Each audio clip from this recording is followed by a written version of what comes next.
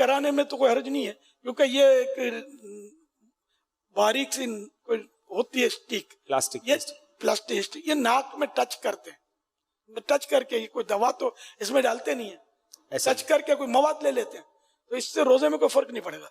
तो रोजे में टेस्ट करवा सकते हैं। कोरोना वैक्सीन एक इंजेक्शन ही है, इंजेक्शन की तरह लगाते हैं।